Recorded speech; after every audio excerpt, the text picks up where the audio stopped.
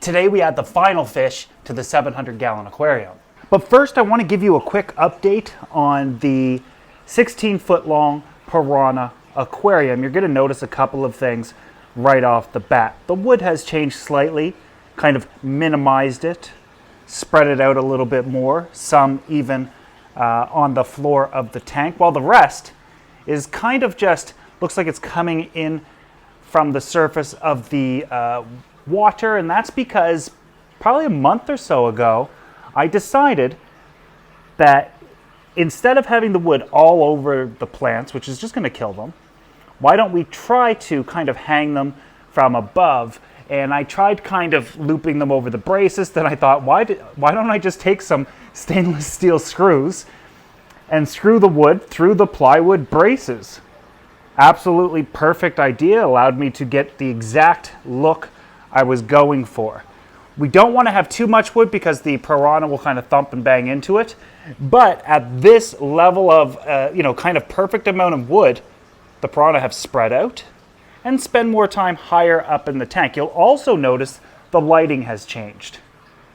I was having a little bit of hair algae issues in this tank, and I realized probably just have a little bit too much light going on in this tank, even though the lights are only on for about 8 hours a day, and I do 50% water changes, usually about once a week right now, and no real dosing, but the plants just started to do really, really well. The hair algae simply was concurrently along with them. We did also add in a few cardinal tetras just to test how they do, and absolutely every one not only survived, but if you look at their glowing color, they are absolutely flourishing in this tank. Another standout thing that you can obviously see from this aquarium is we added in the rocks, like hanging rocks, which I don't know if it suits this tank or not, but in my opinion, it adds a little bit of an element to it, and I rather enjoy it. Let me know what you guys think about that. But you can see kind of like some of the hair algae still here, and it's actually on its way out. That's not alive. With the tank doing so well though now, I think my next step is to go ahead and probably once a week, I'll be adding 20 to 30 cardinal tetras to this aquarium, which means I'm going to be having to have various aquariums to quarantine them in, but that's completely fine. The plants in here, of course, we have some kabamba, we have some dwarf sage, we have some swords in here now, anubias, all different types of cryptocorin as well. And this tank is just absolutely flourishing. I love the dwarf sage as opposed to the dwarf chainsword that is in the 700. It simply won't grow in here. It's not doing well. Some plants you can and some plants you can't grow, so I think I might switch over to dwarf sage in this tank because we simply know we can grow it in our water parameters here. Planted discus tank, of course, is doing absolutely phenomenal. The plants are starting to melt a bit. That is to be expected. That happened in the 700 as well. We are starting to get some algae in here. Some melting on the dwarf chainswords, which is fine. I hope that these grow, but we'll see in due time. But we are getting some hair algae here and there, which isn't that big of a problem.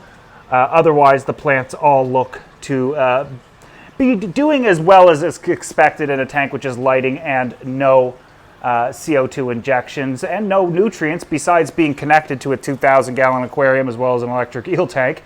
But one of the things you guys want is, how did I build this? How does the sump all work? I actually filmed all that video and I thought this is going to take me hours to edit. I got to get a video out today. I haven't made videos in like 10 days or so. I better show you the 700 and adding the fish because it's probably the last time you're ever going to see it. Or at least the last time you'll see it this month. In fact, something massive is about to happen and you guys can't see it for a while. I'll explain it here in a moment. Also, we're adding the final fish to the 700-gallon aquarium for now. I'll explain that as well, but there's some absolutely special fish that we're also getting for it. But a lot of you guys are also asking about the pond. How is that doing? And it's just simply covered up. It's filled with water, but it's no longer really the pond it once was. After 2 hurricanes in 5 years, so much damage was done. that I think we're just going to do some renovations to it, completely rip it out and reimagine the whole thing. Because you guys will remember, we had beautiful lattice and lights and flowers, and it was gorgeous. And now look at it, all of it. 2 hurricanes back to back. We're still dealing with trees that fell down in the back and such messes and broken branches, and it was absolutely horrible, but it is what it is. The number one thing that you guys want to see though are the aquariums in the house. So let's go look. So as soon as we walk in, this has quickly become one of my favorite tanks, although her dwarf sage is literally flowering. And since the plants will give all of their energy to this flower, she should probably rip this out. This is home to her ropefish that I swear are in here somewhere. I guess you can see them if the grass moves a little bit. Look at them go. See that? Ah, she has a cryptocorin. Yeah, this is such a cool tank. A lot of people didn't like it at first, but look at how the ropefish go through here. She needs more. She only has about 3 in here. Look, there's another one over here. Super cool. But she's got to pluck this flower out to encourage the plant to grow more. She's doing nothing for this tank. No CO2, no anything. And look at her Vallisneria in the background there. I can't grow it. Mind you, I built this tank though. And I set it up exactly as one of mine. She even uses like shop lights like I use sometimes. Little weights on here for the ropefish not to get out. These ones, little ones, yeah, 2 pounds. Yeah, Gordon would have left these here. But this tank is by far one of my favorites. Ooh, the front glass on her Tropheus tank really needs to be cleaned. It looks like the tank is so cloudy. It's actually not. It's just the front glass needs to be cleaned. Oh my Lord. Remember all, what? Why doesn't she trim? Look at the bush on my wife's tank. This is crazy. I was not expecting that. Oh, wow. Yeah, so we put all of the severums and whatnot in here, and yes, they eat plants, but good luck eating all these plants. Damn. This is insane. So we have the Acara are in here. The severums are in here. What else did we put in here? The spare tetras. She's got some bushy nose plecos. That is nuts. This tank's on CO2 as well, though. We're gonna have to shut this off. This is literally ridiculous. It's not even a fish tank. What is going on here? Look at this big fella back here. Oh, cute. You're not stuck, are you? Clown loach. She's got so much in here. Another big fella. Wow, what a tank though, eh? It's actually, you know what? And I don't even mind it like this. I think that she should just trim it down a bit like this and maybe like that. But we have a lifetime supply of those types of stem. Oh, look at the one I did for her. What the heck? How come her tanks do this and mine don't? Look at her tank. Oh, she started, oh no, I thought she replanted and put it over here. Interesting, interesting, interesting. I was worried in the 700 I'd have to trim so much. But look at this. The stems fell over. I wouldn't say fell over, but they caused themselves to go over and sent out runners. Yeah, so the entire stem fell over. I've seen it before, but I've seen them like grow roots out the sides. I've never seen this in action though. Like here's one roots coming out trying to do it. That is cool. I think I'm just going to stop trimming in the 700 because the same plant's in it, and I'm just going to let it do this. That is amazing. This is disgusting. This is a problem. But yeah, this is super cool. Wow. And then her other planted tank down here. She's got actually some really cool tanks. And her cute little, I wonder if she got any babies in here. It's her shell dwellers. She doesn't like this tank being down there because she can't enjoy it. So I have to make some changes for her. That's super cool, eh? Oh man. What else do we got on the go here? A little bit of everything. Look at this wild looking tank. Isn't that cool? But you see the roots right here from the floating plants? No, it's not floating plants. It's actually a stem plant. And I told her, like, even a lot of stem plants, you can float them. I think this is Rotala rotundifolia. It's just her little blue stream shrimp tank. But if you float it sideways, it will start to grow like this. And it'll grow throughout your entire tank and create this really cool, interesting, awesome hiding spot for not only fish, but shrimp and fry, and just gives it a more natural look. A lot of people really enjoy this type of roots growing. Super cool. All she does is water changes. Turns her lights on for a few hours a day, and that's it. She don't treat or do anything. Maybe we should all start listening to her. Okay, I'll come over here with you, big fella. You awake? This is the miniature stingray, the little baby ray that never grows. It's actually kind of putting on size now.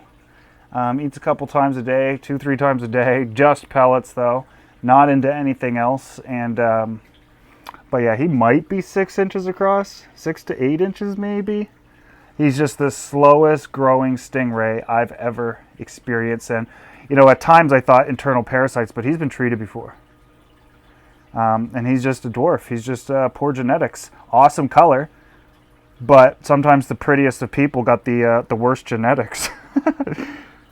And then Tyrese is kind of a private person, so he technically doesn't like the front of his tank clean. Look, that's just algae. His tank's not dirty. The water's not dirty. He's sharing water with everybody here. But a lot of people ask about him. Tyrese is fine. We do have a problem with the Flowerhorn though. Last time we... Tyrese, can I borrow your light for a sec, bro?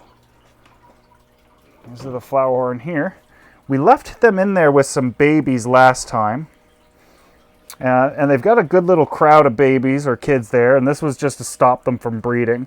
I'd say probably 2025. But he's so aggressive and he jumps so much at the lid. Like he's about to do it. You don't even want to go near him. But wait till he comes back down here. And then look at his top of his nuchal hump. He does it so much that he smashed the top of his head. No, that's not holding the head. No, it's not any sort of disease or anything like that. Otherwise, his nuchal hump would deflate. But do you see that hole? It's healing, but very, very slowly. Tamara thinks that the babies are chewing at it and eating at it. Look, his brain is exposed out of his like little helmet. Poor guy. But it's not infected. And maybe because the babies are like kind of chewing at it. I've never witnessed the babies eating at it. So I think he's just in really clean water and he's doing just fine. The largest of the babies are down here. There's a couple out right now. Maybe we can focus. We don't really clean the front of the glass down here because there's next to no traffic down here for human beings. And what I find is that when you do just randomly come down, 2-3 times a day, this isn't like the gallery or your living room where people are at all the time and they're used to, human interaction. I find that having that algae is a bit of a shield or a shade for them. But it's not great for filming. But yeah, everybody down here is doing fantastic, except for poor Franklin. Maybe it was Brittany. I mean, Brittany does, she's gone down for DV before, so who knows? It's crazy that she still wants to be with Franklin too. But she usually, recycles her boyfriends every 2 or 3 weeks. That's Brittany for you. But look at the little babies. I don't know if I'm going to keep these guys long term, honestly, because I don't want to keep dealing with breeding and constant fighting and injuries and aggression and stuff like that. But what the heck am I going to do with all these babies? There's not even that many, but there is enough for me to kind of have fun, grow them out.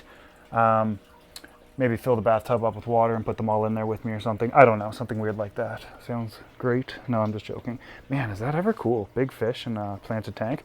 He looks kind of washed out though. Maybe depressed because he can't swim. Come on guys, isn't this... Oh, there's the couple. So these two are a couple. I bet you they laid eggs here recently. I wonder. Anybody see them? And then these two are a couple. And this dude's just on his own. We don't have a girlfriend for him. Oh, there's a yellow Acara in here as well. Not a, but there's some. More bushy nose plecos. I need some bushy nose plecos for the 700 double time, so I'm waiting for Tamara's... Look, it happened over here too. Waiting for Tamara's plecos to breed again. Man, I gotta spend more time with her tanks. Her tanks are so cool. I just usually leave them alone. Last time I was down here, I trimmed them all the way down here and stole a bunch of plants. Now, if I did it, I wouldn't have enough. But seeing how these are growing and falling over and kind of doing their own thing, I'm going to let my tank do that. Because with the 700, it was all hands off until I added these stem plants. Everything else, like the cryptocorin, look at the size of this cryptocorin. What's growing on that? Oh, snail eggs. Yeah, that's fine.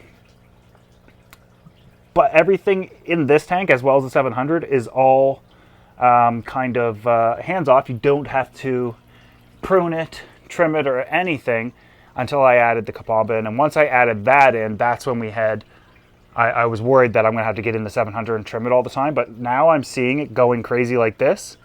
It gives me a little bit more hope, especially if there's enough room for it to grow out. But it doesn't have that much room in this tank, so the leaves near the bottom will die off. So we'll see what happens. But super cool tank. I wonder what would happen if we took that piece of wood out and just let it just be plants. Probably just be ugly. Anyways, let's go outside. So originally we added in 12 Ultim Angels to this aquarium. There still is 12.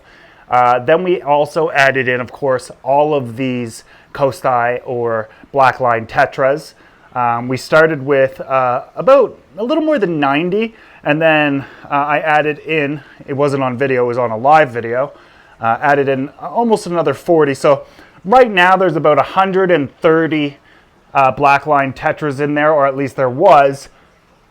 We also added in some Siamese algae eaters. Now, all of the Blacklines and Siamese algae eaters came from the same place, Kowloon Aquarium and or aquapets.ca. You guys know Simon over there sends me some of the best fish that I've ever seen, including the Blackline Tetras, which were entirely his idea. He's like, you got to try these, sent me the videos. You guys know the story. Anyways, after adding in and having 130, we realized we're going to need more. He wanted to send me another 120, but I said, I can't quarantine them here. Last time I quarantined massive quantities of fish, like the Cardinal Tetras, for example, I just had mass die-off. So can you get them? Would you mind quarantining them, treating them and that sort of thing, and then shipping them to me? And he did just that. And once I got it, obviously, once again, perfect packaging. Everything great about it. You open it up, the heat pack's still warm. It's just filled with insulation, and the fish are bagged, not overstocked, with ammonia rocks in there to help with the tank and the parameters of the water. And it's just some of the best packaging I've ever seen come from an actual fish store, and arguably beats most wholesalers' packaging as well that I see. After adding them in, I realized that some of the fish were of the tetras were different sizes, and the smaller ones don't really school with the bigger ones, but the bigger ones that we have now used to be two different sizes as well, and it took no time at all for the small guys to kind of catch up with them. When they're all out looking for food, they don't school that much. For example, I'll show you we'll just crush up some flakes here and toss them here. I like to put them in that hole there because the flow of the tank is going to blow it everywhere. So they just go nuts throughout the entire tank. Angels come over, start eating. Angels are out quite a bit with them as well. They really enjoy them, but the angelfish are definite, unexpected predators. The Ultim Angel, of course, being wild caught, goes after the smallest of the tetras, probably knocked off 2 or 3. But we have 250 in there total, and I thoroughly believe that's enough. I think it's going to take a couple of weeks for them to settle and truly become schooling, and the smaller ones to catch up in size. They do grow relatively fast, but like I said, it's going to take time before they're all similar and or the same size before they start getting to adult and or breeding size. But they are doing fantastic. The angels are doing phenomenal. And that is the last fish that I'll be adding to this tank for some time, or at least for this month. You see, at the end of this month, I need to add in a bunch more plants and even logs and tree trunks to this tank to make it look like an entirely different aquarium. Let that settle in for a few days and snap a photo, then take all of that stuff back out and go back to what you guys see. Reason being is because I'm entering into the IAPLC with this tank, the International Aquatic Plants Layouts Contest hosted by ADA, Aqua Design Amano. And one of the loopholes is your work or your tank can't be previously published anywheres or entered into other contests or put on the internet. But with enough of a transition, we can get away with it. With that said, once I snap my photo, everything goes back to normal.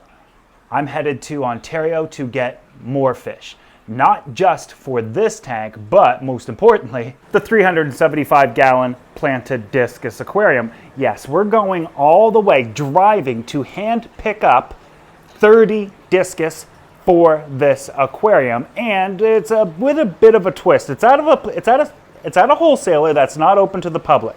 And that's because we're going to a place called Iconic Aquatics, a wholesaler located in St. Catharines, Ontario. Actually, information all right here. This is where we'll do a meetup, probably have some sales, giveaways, meet and greet with us if we could meet up. But most importantly, and something that I'm looking forward to, is that you will be able to get to see my Discus for the first time in person with me. And I think that's entirely exciting. If you want to join along for that, that's on June 14th. However, June 13th, I'm going to be in Buffalo, New York, going to the Blue Lagoon Pet Store. Again, doing another meetup. We're going to do some sales and giveaways, all kinds of fun stuff, meet and greet, of course. But I'm also going to be doing something there for the first time ever that I'm really, really, really excited about. And I urge you to come join me at that store. The owner, Jeff, there is a great guy and definitely deserves a chance to get you some awesome fish. With that said, I have a lot of trips coming up, and that's just June 13th, June 14th.